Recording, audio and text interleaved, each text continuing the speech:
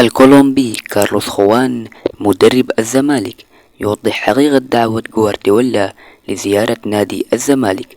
قبلها ندعوكم للاشتراك وتفعيل الجرس لنستمر في نشر المزيد.